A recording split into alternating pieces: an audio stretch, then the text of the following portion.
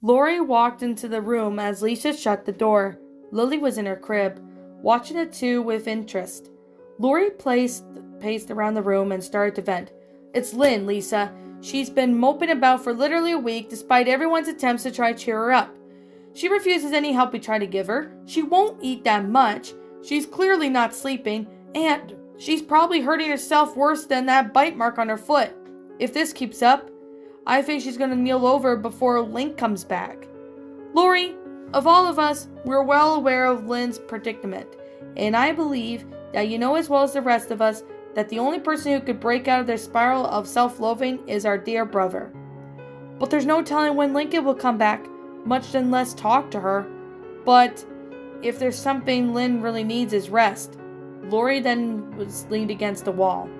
I don't want to see my own sister collapse out there when and have to rush to the hospital. I don't want to have to force her to do something, but at this point, I'm worried about her health getting worse.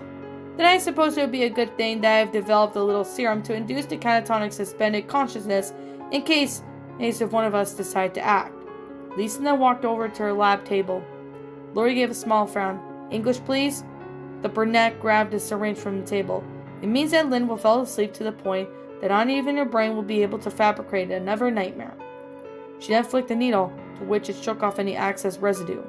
Normally I'd be very cautious about doing anything you made, since they usually have some weird side effect. But are you absolutely sure that this will not only put her to sleep and nothing more? The 4-year-old nodded. I used it on a couple test subjects. The statement gave Lori a quizzical glare at Lisa. Relax. I didn't use that of our siblings, just some field mice. Lisa pointed at the 2 mice sleeping in the container. Lori grabbed the syringe from Lisa and studied it. The clear liquid rested inside. Now, if you're going to put Lynn in a forced sleep, I recommend only give her a small dose. Too much, she will slip into a coma. Worst case scenario, she may stop breathing. You'll also need to insert this in her neck for quicker results. Lori then gave a small nod before holding the needle in the way of the skirt from view. After exiting the room, Lisa gave a sigh of relief before turning over to the closet. A soft snoring could be heard on the other side of the doors, and upon opening them, Lenny was laying upside down while snoring peacefully. She was turning to the camera. I'm only human. Lisa grabbed Lenny by the shoulders and pulled her out of the closet, wanting her to put her somewhere else before someone grew suspicious. Lori walked briskly towards Lucy and Lynn's room, poking her head through the cracked door. She found her target, Lynn, lying on the bed and blankly staring at the ceiling. Lucy was nowhere to be found.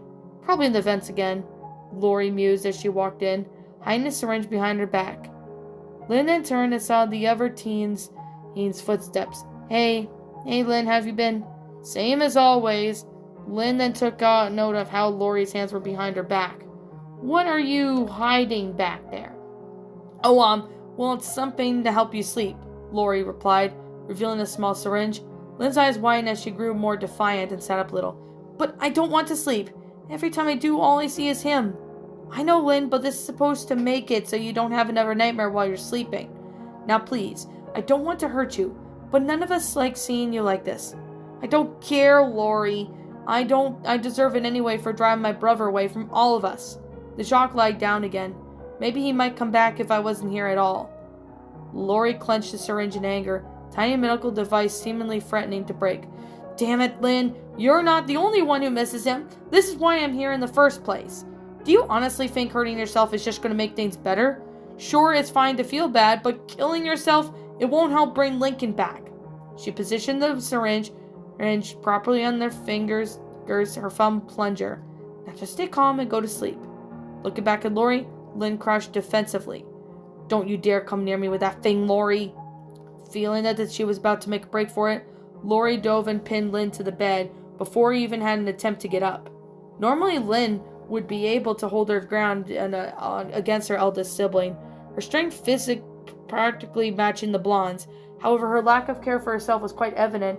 Now it was easy for Lori to keep the 13-year-old pinned down from struggling. Keeping one arm over the struggling brunette, Lori positioned the syringe close to Lynn's neck. This is for your own good, Lynn. No! I don't want another nightmare! I don't want it! Lynn then felt the cold needle plunge into her neck. along with strange liquid that flowed within her bloodstream. Lori removed the needle as Lynn continued to struggle. Tears began to flow from the younger teen's eyes. "You're putting me through hell! I don't want to go through another dream!" Her cries and struggling began to cease as the drug started to take effect. I don't want to. Lincoln!" Within seconds, Lynn was out like a light. Lori set her up once it became clear that she was unconscious. The teen then grew nervous. She wasn't sure what the exact amount she was supposed to give her, only stopping when she felt the administrated did the proper dose. Thankfully, Lynn's even breaths were a sign that she was indeed asleep. Lori gave a sigh of relief, thankful that Luna's loud guitar riffs blocked her out the moist of the sound. Quietly, Lori stepped out of the room, closed the door. Her mind was clouded with the little what she did. She did the right thing, right? Or did she doom Lynn to suffering more nightmares than being able to wake up until the drug had worn off? As the sun began to set, several families were congregating at Royal Woods delighted to watch their little girls take part yet in another beauty pageant. Among them were, of course, the Louds. With Lynn Sr. pulling up in the late night shift at his new cooking job, Rita had to take Lola to her pageant. Surprisingly, Lana accompanied him, wanting to make sure that Lola had come up with. Unsurprisingly, the rest of the girls didn't come to them, but wished for their luck as always. The two of the Louds didn't know, but the third Loud was joining them. Lincoln had borrowed Ronnie Ann's bike and pedaled all the way to school. Despite being a little out of breath from the trip, he was going to make good on his promise to be there for his little sister. Securing the bike on the bike rack, he took off his helmet and walked inside. The white-haired boy then made it to the auditorium just as the pageant was about to start. Seeing that the seats were close to the stage were already filled, Lincoln sat around the mid-back section. Once the pageant started with the contestants being introduced, Lincoln could only tell that Lola was looking for him amongst the crowd. He waved his hand up high and smiled. That caught her attention, as Lola felt a bit antsy knowing whether Lincoln had arrived yet or not. With his presence confirmed, she was put at ease. Normally, Lincoln wouldn't have attended since most of these pageants were the same way. Introduction, questions on how to make a world a better place, or some other crap. And the beauty and grace portion, and lastly the talent portion. However, having to be away from his sisters for a while made the boy feel a little apprehensive about his sisters being up there dazzling the crowd. The boy didn't expect any less from Lola as she aced through the previous categories. Now, ladies and gentlemen, it's time for our talent portion of this pageant. That will have the little princesses have their sleeves up to win our hearts. Let us find out. And first up next is Lola Loud. Lola then walked up on stage as the audience clapped for her. Dressed in her ballet attire, she soaked in her attention as she grabbed the mic that had been left on stage. Good evening, everyone. I sure hope you all enjoyed tonight's pageant, especially me, that is. For tonight's performance, I'll be doing a perform called The Forgiveness. This raised questions from a lot of the audience, especially from the Louds. I wanted to dedicate this performance to my brother. We haven't been getting along as of late, and I wanted to tell him how sorry I am for some of the things I've said and done. However, I couldn't find the right words, so what better way to tell him than dance? As Lola put the mic back on and signaled for her selected music to start, Lincoln was replaying Lola's message through his head. He had forgiven her, but he didn't know that he still felt like she hadn't been rightfully earned it. I guess it's been bothering her for quite a while since I forgave her and Lana, he said with a hint of sadness. Lincoln then sat on the edge of his seat to see what Lola was going to do. Lola even took the breaths, just like she practiced with Lori, before kneeling down, startling her position. Once the quality of mercy began to play, that is when she started following her routine. Her initially debate of how slow movements spawned some of the crowded, but once the music started to pick up and so did the princess, her spins, kicks, and stretches drew on some applause from the crowd, and she wasn't even finished yet. Lola's competitors looked in awe, particularly since none of them had brought Lola could perform a split. With Lincoln, the boy was memorized by the elegance and grace of Lola's moves, which mirrored that as a professional dancer. As the piano tune of the song began to kick in, Lola slowed down once more and when the song finally ended, she was back in her starting position.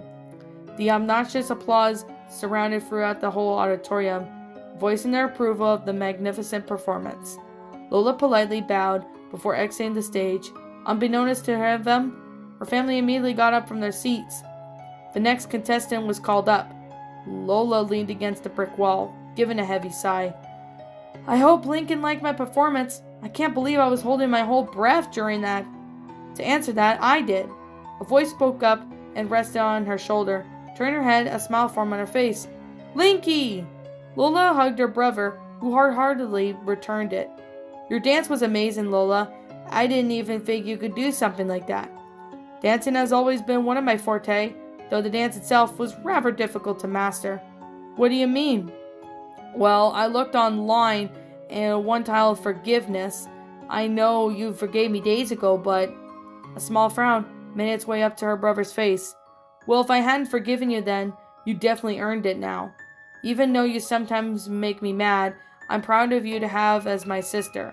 Happy tears formed in Lola's eyes before hugging her brother again. Hey, Lola, Lana yelled as she finally made it backstage, a bit surprised to see Lincoln there as well. While I'm not into dancing, you did was impressive. I didn't know you were invited too, Lincoln. It was a surprise, Lola chuckled. Well, got room for one more? Oh, come here, you, Lincoln teased, before roping Lana into the hug. Several steps away, Rita then watched over her three kids. She didn't want to interrupt, but this was the first time she actually seen her son since last Thursday. He looked to be a lot better, especially since his hand has long since healed. The monarch was happy to see that her baby boy was okay again, but at the same time very nervous. Literally no contact for 7 days, and hearing bits and pieces of what's been going on from the girls, you would have no doubt that Lincoln would be rather dismissive upon her over her husband. However, with Lenny and Luna, Luann's successful innovator, he might be willing to talk. Her failure as a parent wanted to keep into the shadows, but a mother's love for her son is prompting to her to come out and say something. Hi, Lincoln, Rita spoke uneasily. Lincoln then looked up and stared directly into his mother's eyes. Whatever happy feelings were replaced with indifference, awkwardness, as a nervous feeling swelled in his stomach. Hi, Mom.